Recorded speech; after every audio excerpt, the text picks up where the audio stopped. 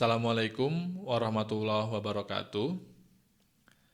Di Telaah Tematik Selasa, seri Mengakrabi Allah episode ini, saya mau mendiskusikan satu pertanyaan yang mungkin jadi pertanyaan kita semua atau pertanyaan yang mungkin seringkali kita dengar atau kita khawatirkan menciderai keimanan kita, yaitu pertanyaan tentang Allah itu sebetulnya ada di mana. Dan saya mau mencoba menawarkan jawaban atas pertanyaan ini dengan bercerita bagaimana dulu saya sewaktu kecil biasa main Power Rangeran. Jadi ada boneka-boneka kecil Power Ranger yang kemudian kak saya dan teman-teman saya bikinkan cerita, saya kasih nama, kasih karakter, kemudian mereka akan memperjalani cerita yang kami bikin. Dan ketika main itu, saya kemudian menyadari bahwa betapa semesta yang melingkupi si Power Ranger ini, mainan kami, bahwa ruang dan waktu yang mengikat si Power Ranger ini itu berbeda dengan ruang waktu yang mengikat saya dan teman-teman saya. Dari situ kemudian saya berpikir bahwa jangan-jangan memang pertanyaan Allah ada di mana itu juga jadi tidak relevan karena ruang waktu yang mengikat kita itu tentu saja berbeda dengan dan bahkan berada di bawah skrup kecil kekuasaannya Allah. Sama seperti ruang waktunya Power Ranger mainan saya berada di dalam kekuasaan saya gitu. Nah sehingga kemudian bagi saya itu menunjukkan betapa Allah itu sebetulnya mukhalafah lil hawadisi karena dia tidak terikat ruang waktu yang dia ciptakan bagi makhluknya itu. Nah lalu kemudian Allah ada di mana? Nah ada yang mendefinisikan secara harfiah dari Al-Quran Ar-Rahmanu al-Arshistawa bahwa Allah itu ada di Arsh.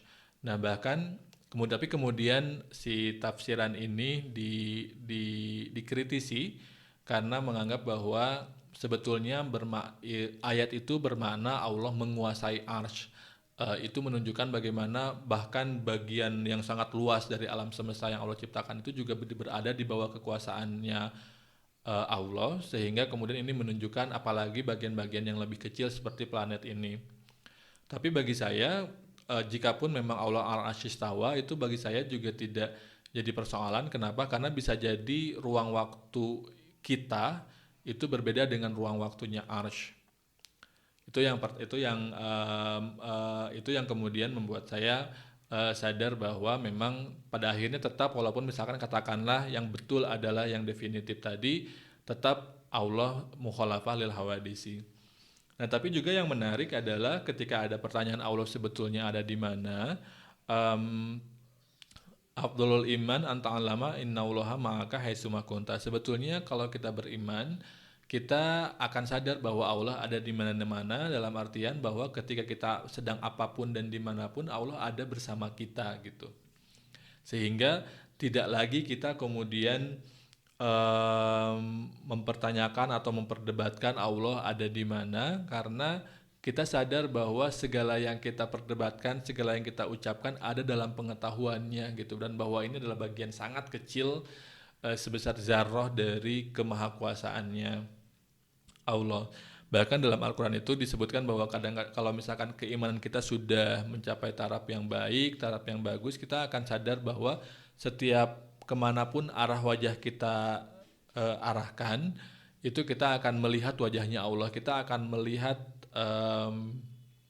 bukti kemahakuasaan Allah, kita akan melihat penciptaan Allah yang agung yang kemudian dengan kesadaran kita akan bukti kemahakuasaan Allah dengan penciptaannya yang sangat luar biasa presisif, kita akan melihat betapa Allah ada di mana-mana, Allah senantiasa menyertai kita.